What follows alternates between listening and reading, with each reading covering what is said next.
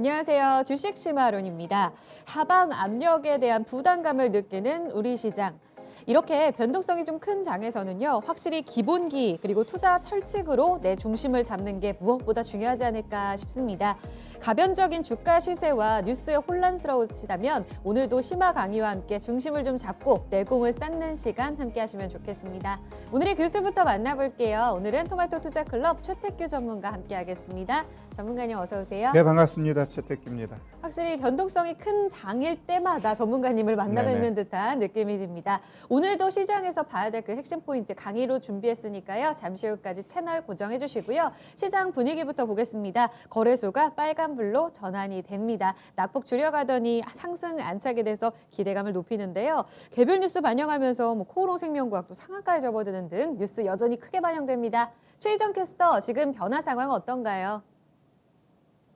네, 현재 양시장 모두 낙폭 꽤 많이 줄여갑니다. 그래서 코스피는 빨간불로 전환이 됐고요. 코스닥은 여전히 내림세가 지속되고 있습니다. 그럼 먼저 코스피 지수부터 확인해 보시면은요. 앞서 말씀드린 대로 계속해서 약보합권 그리고 강보합으로 가는 보합권에 위치해 있습니다. 지수로 봤을 때는 3085선 지나가고 있고요. 거래대금은 15조 4천억 원가량 집계되고 있습니다. 그럼 분봉 함께 확인해 보겠습니다. 간밤 미증시는 일제히 하락 마감됐고요. 코스피는 전거래일 종가 부근인 3089선에서 출발됐습니다. 그리고 장 초반만 해도 오늘은 그래도 상승세를 이어가는 것 아니냐는 기대감이 나왔는데요. 얼마 가지 못했습니다. 양 매도세를 이겨내지 못하고 결국에는 밀려났고 한 40포인트가량 내줬습니다. 그래서 11시 반 구간에는 3040선까지 밀려나기도 했습니다. 그런데요, 이렇게 다시 저점을 딛고 V자형 반등을 그려내면서 현재 구간에는 낙폭 꽤 많이 줄여갑니다. 강보합권, 약보합권 오가고 있고 3086선 지나가고 있습니다. 그럼 수급으로 넘어가 보겠습니다.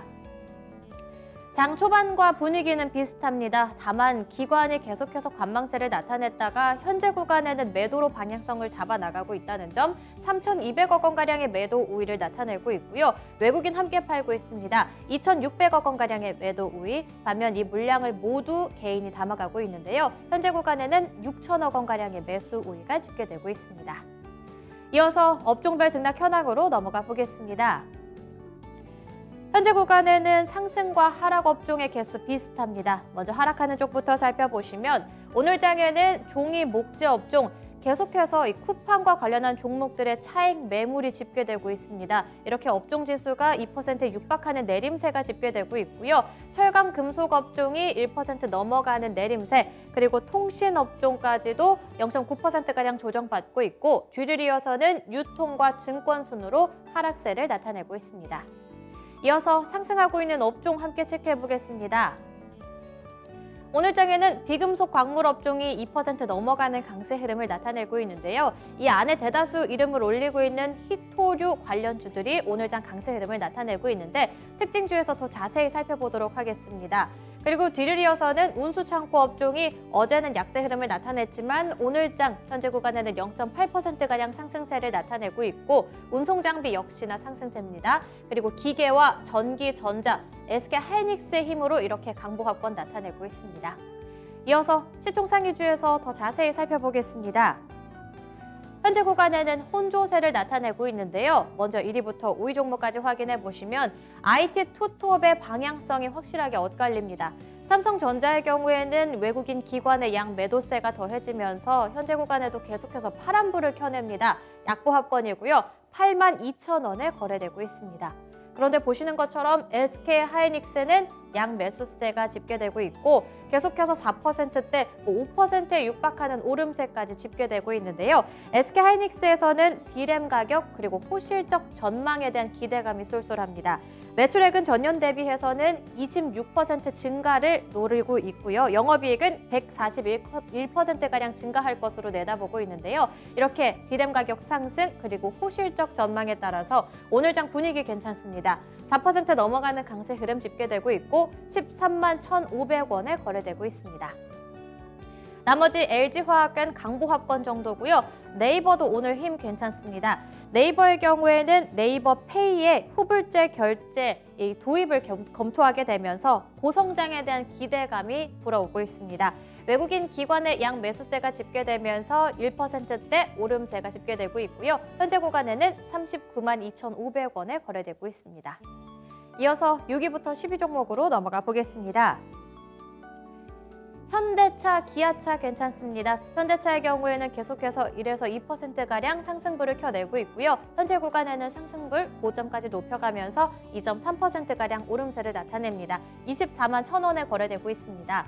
반면에 나머지 종목 부진합니다. 2차전지 쪽 삼성바이오로직스는 보합권, 카카오는 약보합권, 셀트리온도 오늘 장에는 조정받고 있습니다. 이어서 특징주로 넘어가 보겠습니다. 앞서 업종에서 확인했듯이 오늘 장에는 히토류 관련주가 강세 흐름을 나타냅니다. 미국 바이든 대통령이 반도체와 배터리 그리고 히토류의 공급망에 대해서 검토를 지시할 것이라는 예정 때문인데요.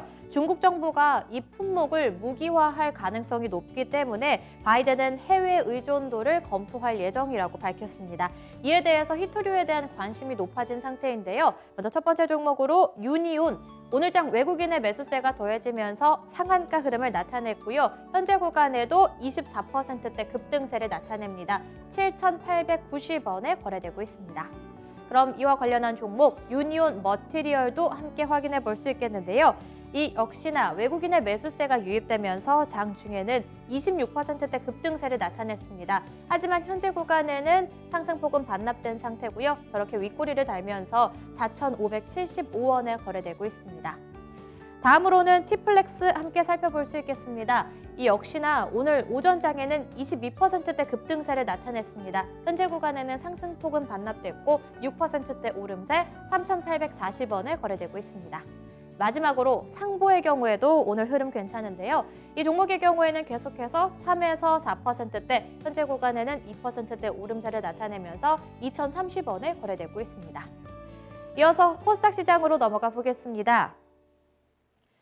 코스닥도 낙폭을 줄여가고는 있지만 여전히 내림세입니다. 현재는 0.7%가량 하락하고 있고요. 960선 지나가고 있습니다. 거래대금은 11조 원가량 집계되고 있는데요. 운봉통에서 더 자세히 확인해 보겠습니다. 그래프 모양만 봤을 때는 코스피와는 비슷합니다. 전거래 종가 부근인 967선에서 출발됐고요. 그리고 바로 밀려나면서 마찬가지로 11시 반 구간에 저점이 나왔습니다. 이는 944선에 저점이 나왔고 그 뒤로는 V자형 반등을 그려내면서 낙폭을 줄여가고 있습니다. 그래도 여전히 0.6에서 7%가량 내림세가 지속되고 있고 지수로 봤을 때는 960선 지나가고 있습니다. 그럼 수급으로 넘어가 보겠습니다. 여기서도 역시나 양 매도세가 집계되고 있습니다. 외국인은 500억 원, 기관은 700억 원가량의 매도 우위가 집계되고 있고 개인 홀로 담아갑니다. 현재 구간에는 1,400억 원가량의 매수 우위가 집계되고 있습니다. 이어서 시가총액 상위 종목으로 넘어가 보겠습니다. 대체로 내림세가 집계되고 있습니다. 먼저 1위부터 5위 종목까지 확인해 보시면 오늘 장에는 시젠과 펄어비스가 가장 부진한데요. 먼저 첫 번째 종목으로는 시젠을 체크해 볼 수 있겠습니다. 이렇게 나란히 6%대 내림세가 집계되고 있는데 시젠은 오늘 장 어닝 쇼크의 급락세를 나타내는 겁니다. 진단키트와 관련한 시젠이 지난해 4분기에 실적이 시장 기대치에 미치지 못했다고 하는데요. 매출액은 전년 동기 대비해서는 1,200%가량 증가했고요. 그리고 영업이익은 4,900%가량 증가했다고 합니다. 하지만 이는 이 시장 컨센서스 대비해서는 18%가량 하회하는 수준이라고 하면서 오늘장 이렇게 어닝 쇼크를 발표하게 됐는데요. 이로 인해서 오늘장에는 7에서 8%가량 밀려나기도 했고 현재 구간에도 계속해서 6% 넘어가는 급락세를 나타냅니다. 16만 9,700원에 거래되고 있습니다. 그리고 다음 종목 펄어비스의 경우에는 외국인은 담아가고는 있지만 기관이 팔고 있습니다. 그래서 현재 구간에는 나란히 6% 넘어가는 내림세고요. 31만 8,800원에 거래되고 있습니다. 그리고 나머지 셀트리온 헬스케어, 셀트리온 제약 모두 외국인이 담아가고는 있지만 나란히 0.7%, 0.9%가량 조정받고 있습니다. 그리고 마지막 종목으로는 카카오 게임즈를 체크해 볼 수 있겠는데요. 오늘 K 뉴딜 지수와 관련해서 이번에 신규 편입됐다는 소식이 전해졌습니다. 이로 인해서 장중에는 5%대 급등 흐름을 나타내기도 했고 현재 구간에는 기관의 매도세 속에 이 5%대 상승분은 소폭 반납된 상태고요. 2%대 오름세 55,200원에 거래되고 있습니다. 이어서 6위부터 10위 종목으로 넘어가 보겠습니다. 오늘장 그래도 HLB가 저가 매수세가 유입되면서 상승부를 켜내고 있는데요. 현재 구간에도 계속해서 고점은 높여갑니다. 7%에 육박하는 오름세를 나타내면서 64,800원에 거래되고 있습니다. 그리고 나머지 쪽 에코프로비엠이 0.5%가량 상승부를 켜내면서 189,900원에 거래되고 있습니다. 나머지 알테오제는 1.5%가량 조정받고 있고 SK머티리얼즈 약보합권, CJ E&M 컨텐츠 쪽까지도 2.4%가량 내림세입니다. 마지막으로 특징주까지 점검해 보겠습니다. 오늘 러시아 백신과 관련한 종목들의 변동성이 굉장히 큽니다. 러시아의 백신인 스푸트니크 V와 관련해서 이에 대한 위탁 생산 기업에 투자한 것으로 알려진 이 두 종목에 대한 변동성이 상당한데요. 최근 백신 공급난에 따라서 러시아의 백신이 도입될 수 있는 기대감이 반영되면서 이 종목들은 연일 상한가 흐름을 나타내기도 했었던 종목입니다. 오늘은 변동성이 상당한데요. 먼저 첫 번째 종목으로 EID부터 체크해 보겠습니다.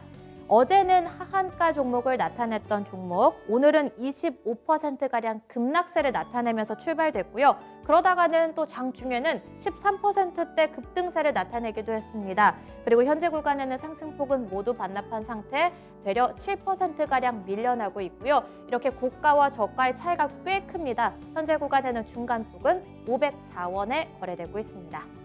그럼 다음 종목으로는 이트론 함께 체크해 볼 수 있겠습니다. 최근에 4거래일 연속 상한가 흐름을 나타내기도 했던 종목인데요. 17일에는 이 888원의 신고가 경신이 나오기도 했습니다. 하지만 어제는 다량의 차익 매물이 출회되게 되면서 하한가를 기록하기도 했고요. 오늘은 장중에는 19%대까지 밀려나면서 이렇게 594원의 터치가 나오기도 했습니다. 그 뒤로는 낙폭을 줄이면서 11시 구간에는 20%대 급등세를 나타내면서 888원에 거래되기도 했고요. 현재 구간에는 이렇게 윗꼬리, 아랫꼬리를 달아가면서 중간 부근입니다. 7%대 오름세를 나타내면서 793원에 거래되고 있습니다. 지금까지 코스닥 시장까지 점검해 봤고요. 다시 심화론으로 출발해 보겠습니다. 네, 그럼 본격적으로 강의로 들어가 보겠습니다. 기분 좋게 시장이 또 반등 시그널을 보여주고 있는 그런 흐름입니다. 자, 먼저 첫 번째 강의 주제부터 확인해 보시죠. 다시 찾아온 결산 시즌 투자주의보 발령. 지난해 12월 결산법인들의 결산 시즌이 도래했습니다. 매번 이 시기에는 이 보고서 제출을 앞두고 기업들, 부실 기업들이 또 불안에 떤다고 많이들 하는데요. 특히 작년 한 해는 아시겠지만 정말 모두가 힘들었던 한 해입니다. 그래서 부실 기업에 대한 투자주의보가 그 어느 때보다 또 걱정스럽게 다가오기도 합니다. 어떤 대비가 필요할지 첫 번째 강의 주제로 알아볼게요. 자, 먼저 2020 결산 시즌 이 투자주의보 상당히 듣기만 해도 참 무섭습니다. 해당 기업들이 누구인지 알아보기 이전에 앞서서 이 양시장에 있어서 관리 종목 지정이라든지 상패 심사와 관련된 기준 이거부터 알아야 될 것 같은데요, 전문가님. 누가 여기에 해당이 되는 건가요?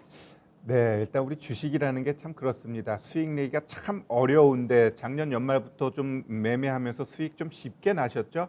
근데 항상 주식을 하다 보면 딱 한 종목 가지고 크게 다칠 때가 있어요. 즉 관리 종목 대상자가 된다든가 아니면 거래 정지되면서 상장 폐지되게 되면 그렇게 알뜰살뜰하게 모았던 그 수익들이 한순간에 날아갈 수 있다는 점이 알기 때문에 우리가 1년 12달 항상 좋은 종목 갖고 매매해야 되고요. 특히 3월 달 같은 경우는 더더욱 조심해야 되는데, 자, 이 상장 폐지 들어가기 전에 먼저 보통 관리 종목으로 먼저 한번 딱 거리를 줘요. 그래가지고 이 관리 종목이라는 건 결국 일정 부분의 그 유동성이 부족해지면서 영업 실적이 악화돼가지고 적자가 계속해서 발생되게 되면은 일단 관리 종목으로 지정을 해버립니다. 우리 투자자들이 조금 경각심도 주고 이 종목에 대해서 조심하라는 측면에서 이제 관리자가 딱 들어가는데 옐로 카드 같은 거네요. 그렇죠, 그렇죠. 네. 그래서 이런 종목, 관리 종목 자체는 우리가 매매 안 하는 게 좋아요. 근데 이따가도 얘기하겠지만 관리 종목 됐다가 결국 관리 종목이라는 거의 대부분 적자가 뭐 4년 동안 이어지는 건데 올해 흑자가 나는 게 거의 눈에 보여. 그런 종목들은 또 제법 올라가게 돼 있어요. 그런 건 또 하나의 어찌 보면 매매 팁인데 여튼 이 관리 종목 이러한 종목들은 조심해야 될 것 같고 결국 이 관리 종목 다음에 또 한 번 더 문제가 되면 상장 폐지가 되는 겁니다. 즉 상장 폐지란 이 거래 대상이 자격을 상실해 가지고 그 뭐랄까 상장 취소가 되는 경우인데 아주 무섭습니다. 이게 만약에 1,000원짜리 주가가 이제 상장 폐지돼 갖고 이제는 정리 매매가 들어가거든요. 네. 보통 90% 까이고 들어가요. 1,000원에 종가에 끝났다면 시작하는 날 거의 100원에 시작합니다. 그래놓고 일주일 동안 매매하다 보면 매일 내려가. 그래갖고 결국은 10원 밑에서 끝나게 돼 있어요. 그럼 1,000원짜리가 결국 5원, 6원에 끝나게 돼 있어요. 얼마 굉장히 아픈 거거든요. 그렇죠. 그래서 우리가 항상 주식을 할 때는 이 관리 종목 여기서부터 그런 종목 자체를 건들지 말아야 돼요. 이따가 또 얘기하겠지만 그러한 끼가 있는 종목들은 네. 더더욱 조심하자 이렇게 좀 말씀드리겠습니다. 관리 종목 지정 생각보다 굉장히 무섭습니다. 사실 지정 사유 발생하면서 공시가 뜨면 그 종목이 크게 급락하기 마련이거든요. 아마 한 번쯤은 또 경험을 해보셨을 수도 있고 앞으로 내가 그럴 가능성이 있기 때문에 이런 종목에 대해서는 우리가 누구보다 더 민감하게 또 민첩하게 살펴봐야 될 이슈인 것 같아요.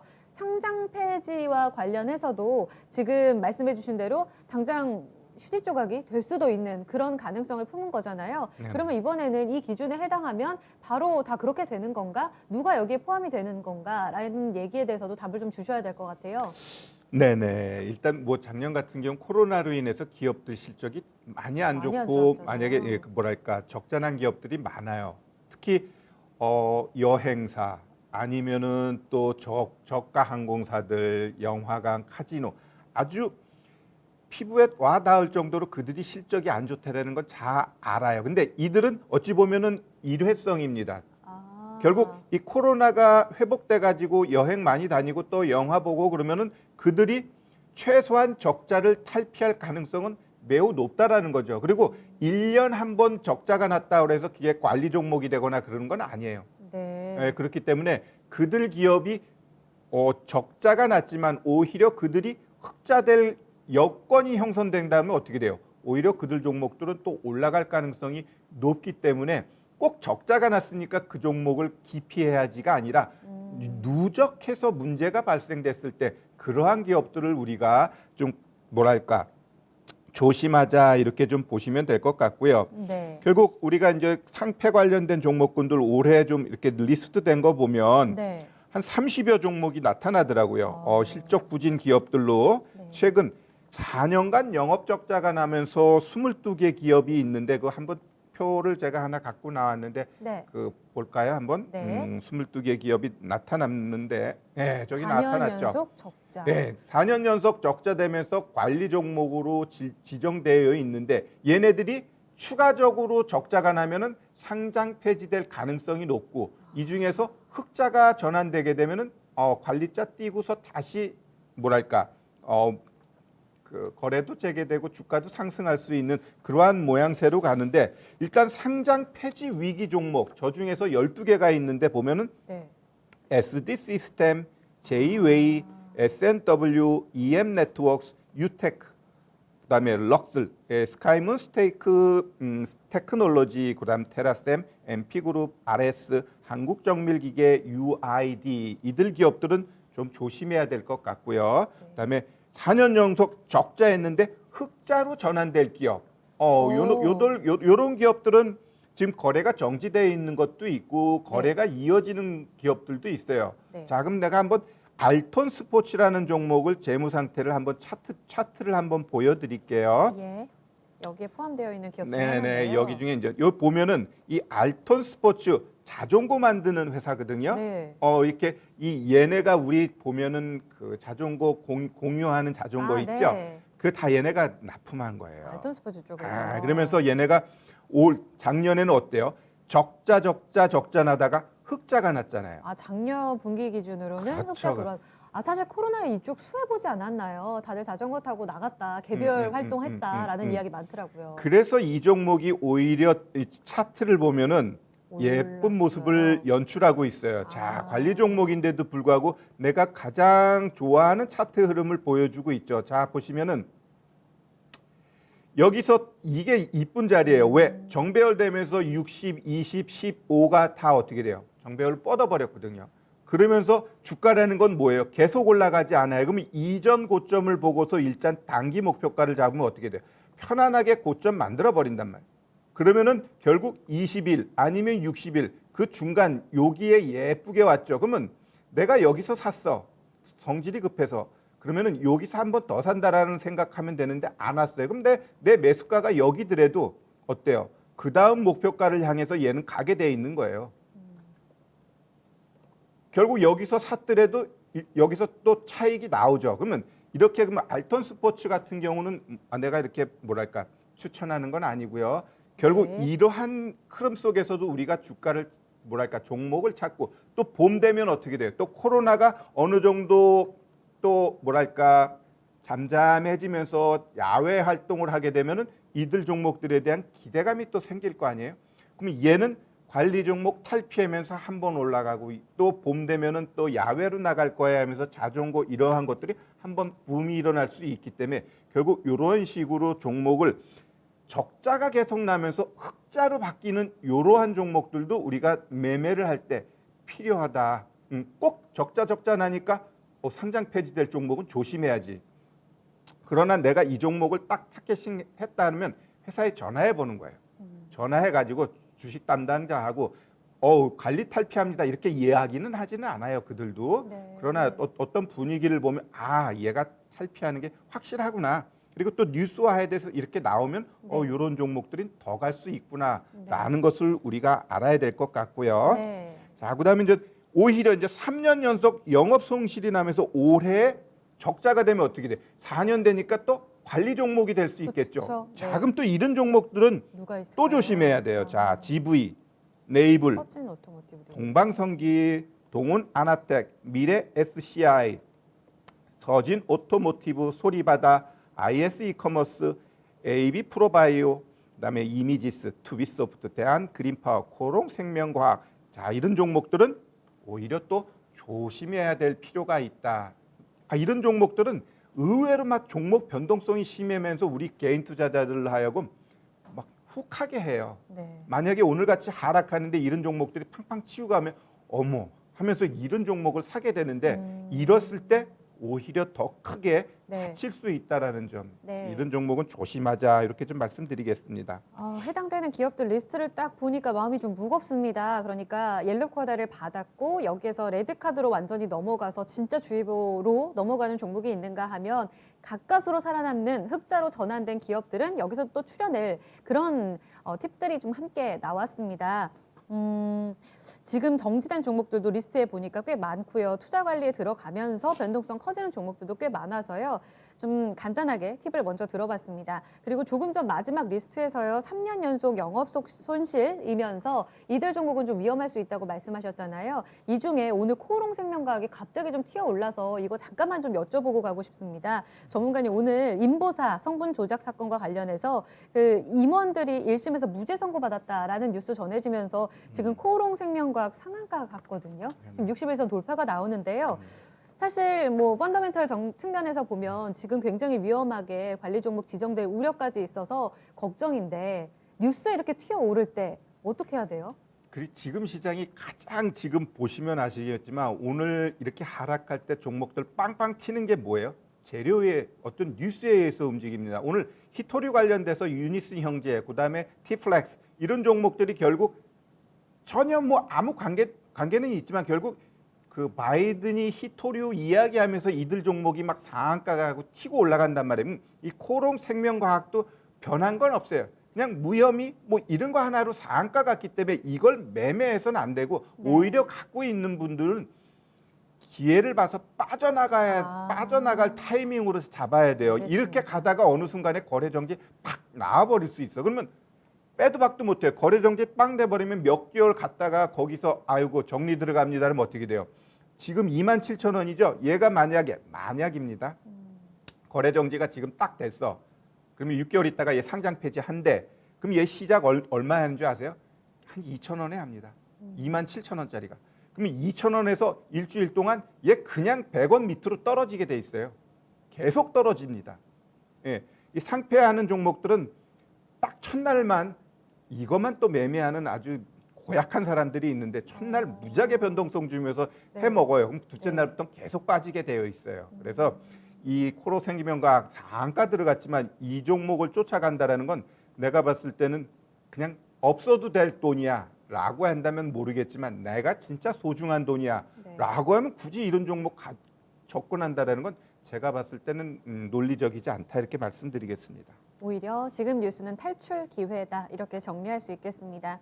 그러면 또 질문을 드리죠. 결산 시즌마다 다가오는 이 투자 주의보로부터 우리 투자자분들이 조금은 자유로울 수 있는 방법. 사실 1, 2년 적자가 나왔다고 해서 지금 당장 위험한 건 아니라고 말씀해 주셨잖아요. 네, 네. 그러면 실적을 나오는 추이를 보면서 우리가 이들 종목들은 좀 피해야겠다. 조심해야 될 것 같다라는 것에 대해서 좀 팁이 있다면 좀 네, 전해주세요. 내가 좀 몇 가지만 말씀드릴게요. 일단 뭐 재무제표 보면 아까 적자 나오는 거 보이죠? 그러니까 이 적자가 지속적으로 뭐 퐁당퐁당이든 어쨌든 적자가 나오는 기업 조심하고요. 네. 그다음에 매출액이 500억이 안 되는 기업들은 특히 조심하시고. 근데 500억이 안 되는데 그걸 잘 봐야 돼요. IT 기업인데 실적도 얼마 안 되는데 뭐 바이오 갖다 끼워 넣어. 그건 왜 그런 줄 아세요? 주가 부양시키려고 한탕 해먹으려고. 그리고 뭐 제조업인데 뭐 게임, 화장품 뭐 이런 거 한대. 사업 다각화요. 그렇죠. 사업 다각화도 기본적으로 틀이 잡혀져 있어요. 몇 천억 하면서 새롭게 뭐 바이오를 한다든가 뭐 새롭게 화장품을 한다. 이러면 괜찮은데 자기 코가 석자인데 거기다가 새로운 사업 붙여나간다는 건 분명히 그건 작업하는 거예요. 특히 대주주가 10%도 안 돼. 그러면서 막 그런 것들을 끼워 넣는 그러한 종목들은 절대 조심하자. 아까 봤듯이 기업 뭐 횡령 나오고 뭐 배임 나오고 막 대표이사가 자주 바뀌어. 그런 기업들은 아예 쳐다도 보지 마세요. 그리고 증권회사에서 증거금 증자라고 붙어 있어요. 그건 증거금 100이라는 건 이 기업 자체가 전체적으로 봤을 때 굉장히 문제가 된다라는 거거든요. 네. 그래서 증거금 100짜리 종목들도 가급적이면 건들지 않는 게 좋고요. 그다음에 우리가 공시를 보게 되면은 공시에 실적이 나와야 되는데 허구한 날 전환사채 연장, 전환사채 가격 변경, 전환사채 들어와야 되는데 연기합니다. 공시에 대부분 90% 이상이 전환사채로 채워져 있는 기업들은 거의 몇 년 안에 다 문제돼 버립니다. 또 사채 금액도 보면 5억, 10억 막 짜투리 금액이야. 돈이 없으니까 여기서 야, 네. 너 요번 전환사채 해가지고 좀 어떻게 해봐. 이런 식으로 나타나는 기업이거든요. 네. 그렇기 때문에 그러한 기업들 조심하자. 그리고 그 공시를 밥 먹듯이 위반하는 기업들 더더욱 조심하자. 이렇게 좀 말씀드리겠습니다. 재무 상태 주의해서 볼 필요가 있겠고요. 또 여기에다가 매출 500억 이하 기업이 하는 일이 많다. 이것도 의심해 봐야 될 포인트입니다. 뿐만 아니라 적자에 이어 무분별한 시비 발행 같은 이런 공시들도 절대로 허투루 보시지 마시고 꼼꼼하게 체크해서 누군가도 당하지 않을 수 있는 그런 투자 환경을 좀 만들어야 되지 않을까 싶습니다. 그런데 혹시라도 내 종목이 갑작스러운 이런 적자가 지속되면서 이 관련 리스트에 들어갔고 혹은 관리 종목으로 지정됐다면 그때는 어떤 대응이 필요한지 좀 전략적인 측면도 알려주세요. 네, 일단 거래가 되면은 일단 수급을 보세요. 네. 관리 종목인데 그래도 나름대로 투신 연기금이 들어와. 그러면 그런 것들은 그런 대로 조금 종목으로서 살아있다라고 좀 보셔야 될 것 같아요. 네. 그러나 그런 수급 주체가 전혀 들어오지 않으면은 어떤 미련을 버리고 진짜 그냥 매도하는 게 정답이 아닌가 생각됩니다. 우리 주식 하시는 분들은 꼭 내가 그 갖고 있는 종목에 대해서 굉장히 미련을 갖고 있어요. 어차피 그게 수익 손실과 연결되다 보니까 웬만해선 손절을 잘 못하는데 이렇게 종목 상담해주고 보면 막 종목이 30개, 40개, 50개 되시는 분들도 있어.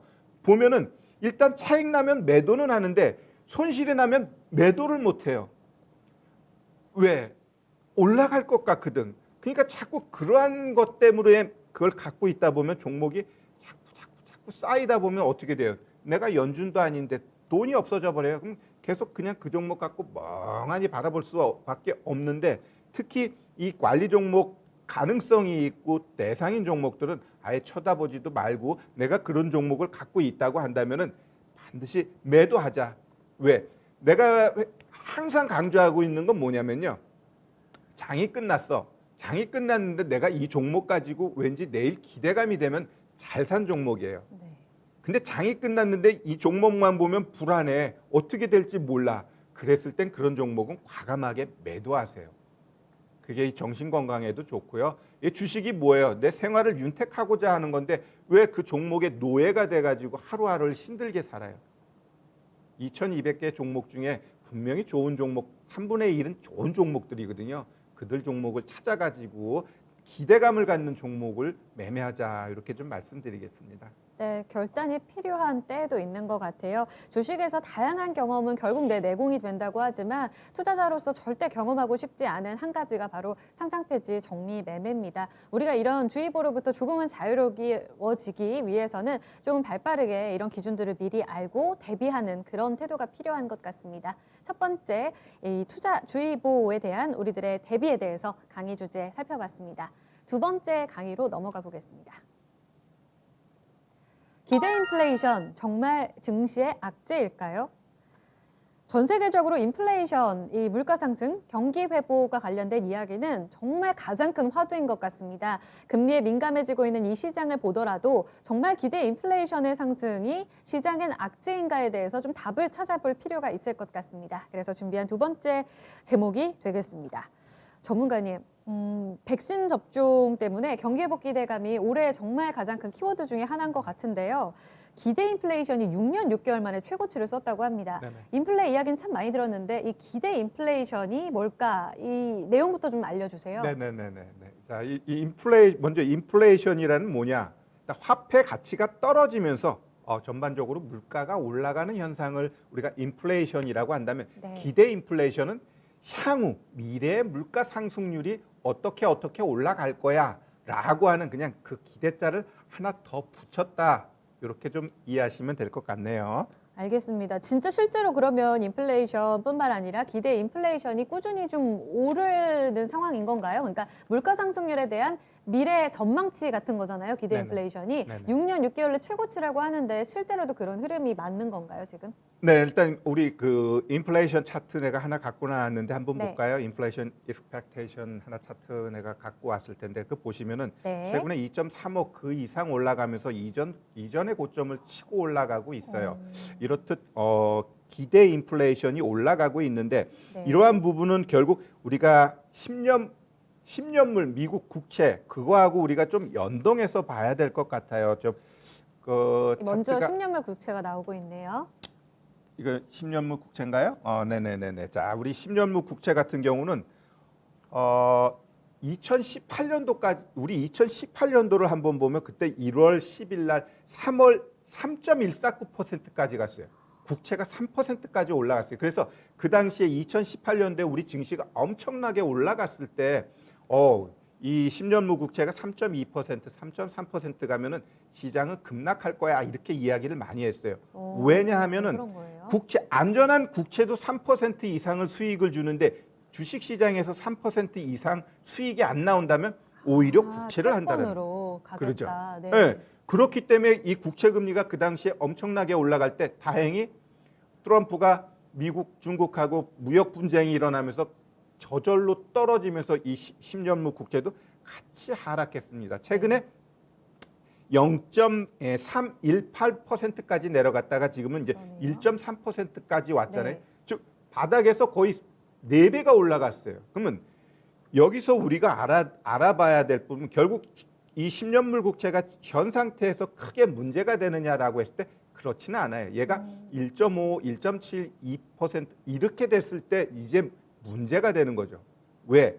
이 국채 금리가 만약에 2%가 되면은 국채가 2%인데 시장에 다른 상품들이 2%를 넘지 않으면은 안전한 국채 사지 다른 만약에 모기지나 이런 걸 사겠어요? 그러다 보니까 국채 금리가 올라가면 금리가 같이 올라간다라는 거거든요. 그렇기 때문에 지금 시장에서 우리가 가장 걱정하는 게 결국 이런 것들로 인해 가지고 시장의 금리가 올라가게 되면은 분명히 증시에 큰 문제가 될 거야. 이게 지금 녹아져 있는데 결론적으로 얘기하면 지금은 그러한 인플레이션으로 인해서 금리가 올라갈 가능성은 당분간은 없다. 먼저 이렇게 말씀드릴게요.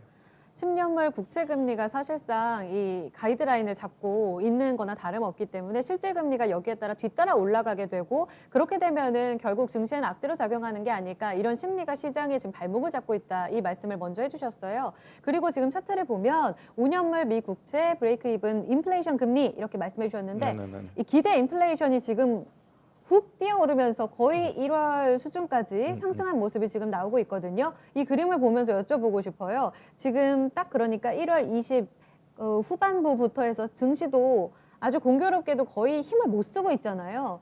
그렇다면 기대 인플레이션의 상승은 결국 증시에는 악재가 맞는 건가? 이 연결고리도 좀 풀어주세요. 네, 일단 인플레이션은 지금 굉장히 시장에서 녹아져 있어요. 녹아져 있어. 자, 그러면 이 인플레이션이 왜 증시에 악재가 될 수 있느냐라고 했을 때 네. 우리 한번 잘 생각해 볼게요. 지금 원자재 가격 올라가지고 우리 기름 넣을 때 부담스러워졌죠. 네, 이제 맞아요. 많이 부담스러워요. 네. 그다음에 우리 이 여성분들 같은 경우 이제 시장 가서 보면 물가가 엄청나게 올라갔습니다. 즉 다시 이야기하면 원자재 가격이 올라가게 되면 기업은 어떻게 돼요? 그 원자재 값으로 인해 가지고 제품 가격을 올릴 수밖에 없죠. 그럼 제품 가격이 올라가면은 그것을 구매하는 우리 소비자는 어떻게 돼요? 저절로 돈을 많이 지출할 수밖에 없게 되어 있어요.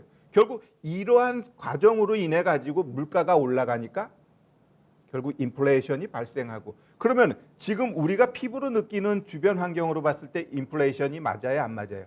맞다라는 겁니다. 그러면 지금의 이러한 인플레이션으로 인해 가지고 금리 인상 분위기는 무르익었는데 왜 주식 시장이 그래도 이렇게 견조하게 잘 가느냐라고 했을 때 네. 그것은 두 사람을 보면 돼요. 일단 재무장관인 우리 제니 옐런하고 연준 의장인 파월 이 두 사람이 공통적으로 지금 생각하고 있는 게 뭔가를 보면은 네. 이 두 분은 일단 시장의 저금리와 이 유동성은 중요한 게 아니다. 그들이 먼저 보고 있는 것은 경기 회복, 그다음에 고용. 이 두 개가 해결되지 않는 이상 우리는 지속적으로 시장의 저금리와 유동성을 용인할 거야. 따라서 이들 저금리와 유동성으로 인한 미증시의 이 상승은 정상적이야.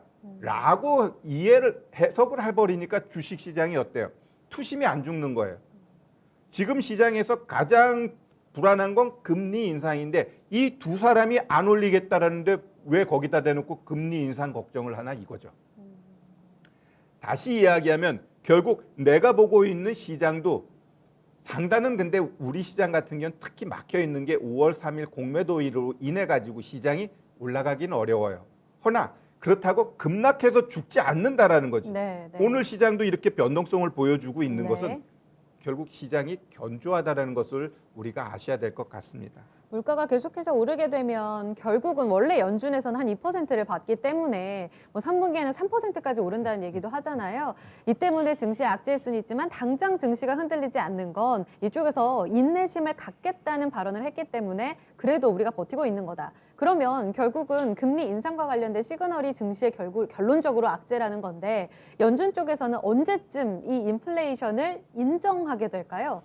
그러니까 금리 인상 시기는 언제쯤 온다고 그것은 우리 코로나가 언제 시장에서 경제에 충격을 주지 않느냐 그 시점이에요.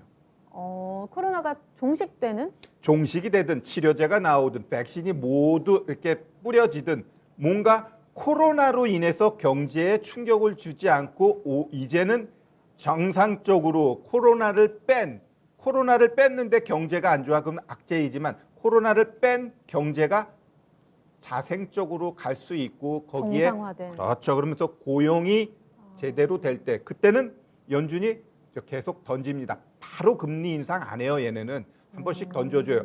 가능성이 있는데 그 가능성이 있는 데에서부터 이제 시장이 막 흔들리게 되어 있어요. 네. 그래서 제가 항상 강조드리는 건 지금 시장에 대해서 걱정하지 말고 결국 그러한 문제는 그게 나왔을 때 미증시가 5% 6% 급락 나왔을 때 거기가 시그널이 돼요.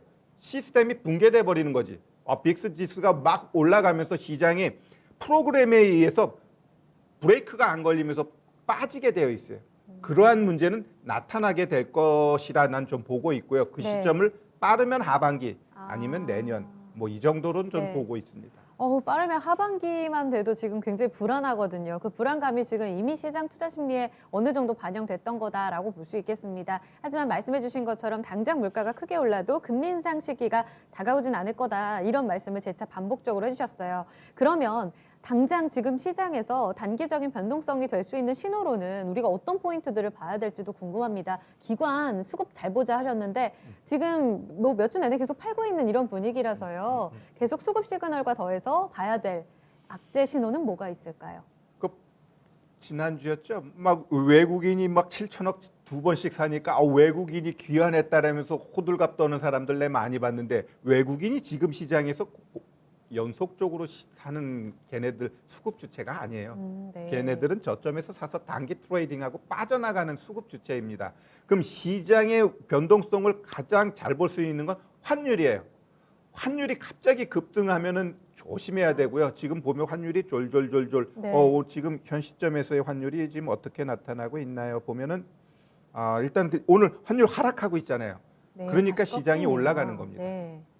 환율을 잘 보시고 일단 시장은 환율이 올라가게 되면 어떻게 돼요?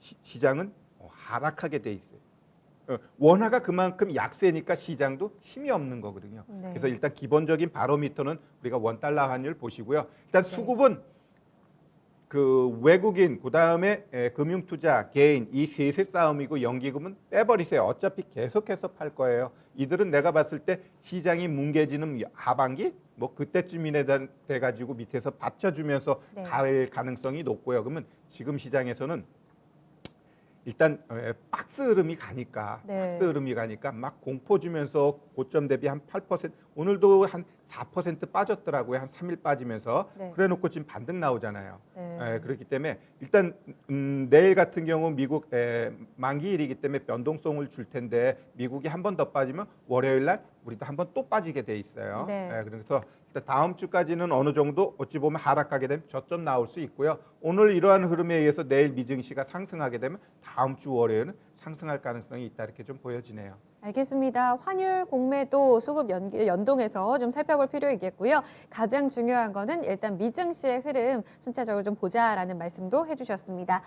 네, 이렇게 기대 인플레이션은 증시 악재일까? 두 번째 강의 주제에 대해서도 답을 함께 들어봤습니다. 시장 빠르게 좀 반등 나오면서 조금은 다행이다라는 생각을 계속해서 하게 됩니다. 그리고 오늘 오후에 이와 관련해서 오늘 우리가 강의적인 측면을 살펴봤기 때문에 사실상 아주 정확한 전략은 안 나왔거든요. 네. 공개 방송에서 이런 전략도 나올까요, 전문가님? 네, 제가 이제 4시에 방송하는데 지금 굉장히 중요합니다. 시장이 1월 달 고점 만들어 놓고 줄줄 빠지니까 우리 시청자 여러분들 종목들 거의 지금 막 녹아나고 있을 거예요. 지금 시장 어떻게 트레이딩을 해야 되는지 그리고 내가 갖고 있는 종목이 진짜 보유해도 되는 건지 이러한 부분에 대해서 조금 디테일하게 방송을 이어가도록 하겠습니다.